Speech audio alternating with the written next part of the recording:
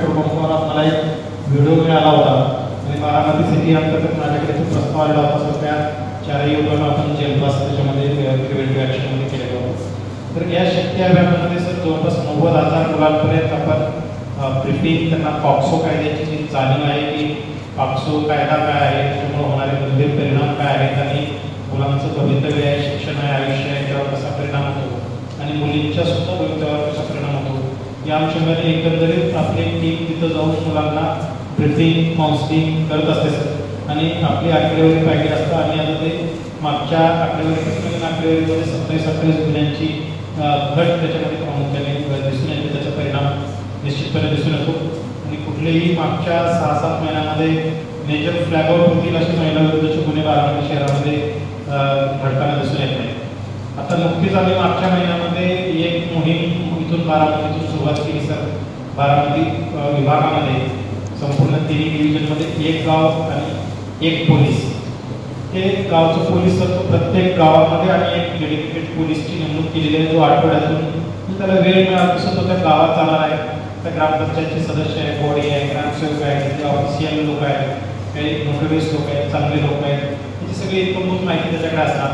गावातल्या वेगवेगळे युवकांचे ग्रुप आहेत, गावात वाद असतात, तंटे असतात, गट असतात, तो प्रत्येक ग्रुपमध्ये तो इन्सर्ट हळूहळू होणार आहे आणि तिथली माहिती एकंदरीत सगळी आपल्याला त्या एक गाव एक पोलीसमध्ये मिळणार आहे. आणि ही सगळी मोहीम एस पी सरांना आवडल्यानंतर 1 मे पासून तो संपूर्ण जिल्ह्यामध्ये सरांनी ते एस्क्रिप्ट केलेला आहे सर. आणि जे पुणे ग्रामीण सुरक्षित ॲप आहे त्या ॲपमध्ये या सगळ्या अंमलदारांना ॲड करून तो त्या गावात गेला किंवा नाही हे आपल्याला त्या ॲपच्या माध्यमातून त्याचं मॉनिटरिंग सध्या चालू आहे. म्हणजे उद्या जर आम्ही आदेश दिला की उद्या सगळे कॉन्स्टेबल त्यांच्या गावात जातील तर ते गावात जाणार, ते ॲप ओपन करणार आणि तिथे गावातलं त्यांचा अटेंडन्स देणार आणि किती गावात पोहोचले किती गावात पोहोचलं नाही त्याचं सगळं मॉनिटरिंग सिस्टीम पण आपण ते क्रॉस चेकिंग किटसाठी केलेलं आहे. बेसिकली याच्यामधून एक ह्युमन इंटेलिजन्स इनपुट्स आपल्याला ते एक गाव एक पोलीस त्या उपक्रमामधून मिळणार आहे. त्याच्यावर आपल्याला सर पुढे वर्कआउट हळूहळू त्याच्यावर आपल्याला करता येणार आहे. हा उपक्रम पण आपण इथून सुरुवात केला होता सर. हे दोन्ही उपक्रमाचे आम्हाला चांगले फायदे होत आहेत. आमच्याकडे ट्रॅफिक प्लॅनच्या असतात आणि थोडंसं त्यांना स्ट्रेंथनिंग करण्याची गरज आहे. बाकी हे सगळे जे इश्यू आहेत त्या आपण आता हळूहळू वर्कआउट करणार आहोत. मनुष्यबळ सरांनी मनुष्यबळाचं पण आमचा रिव्ह्यू सरांनी कालच घेतलेला आहे. आमच्याकडे जून महिन्यामध्ये 400 रिक्रूट जे ट्रेनिंग ग्रुप परत आमच्याकडे जॉईन होणार आहे. तर ते जॉईन झाल्यानंतर वाहनाच्या बाबतीत आणि मनुष्यबळाच्या बाबतीत आम्ही सरांकडून आम्ही असं आपल्याकडून आम्ही करून घेणारच आहोत सर. यस शहराने चालू करणार डिमांड केली आहे.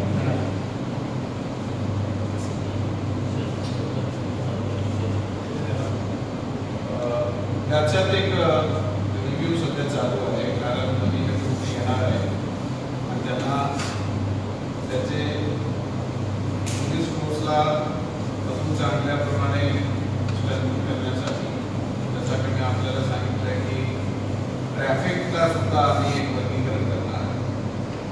तसं आहे पोलीस स्टेशनला किती लोकांना अटॅच करण्यात येणार आहे, वेगवेगळ्या शाखेला किती लोकांना अटॅच करण्यात येणार आहे. आमच्याकडे RCPs असतात, PYT आहे, असा एक जे विशेष वेगवेगळ्या शाखा आहेत. हा एक सर्क्युलेशन ऑफ ह्युमन रिसोर्स जे कसा करणार आहे त्याचा प्लॅनवर आम्ही काम करत आहोत. आणि अजून काही दिवस आहे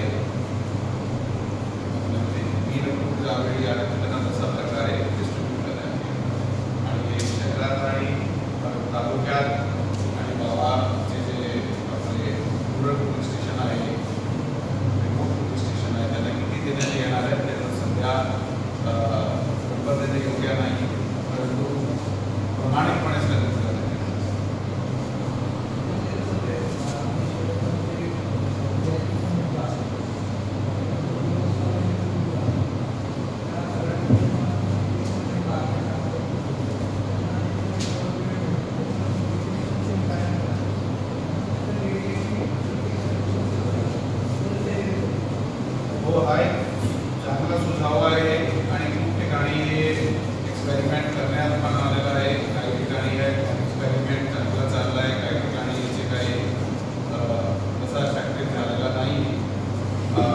या ठिकाणी कस्टमाइज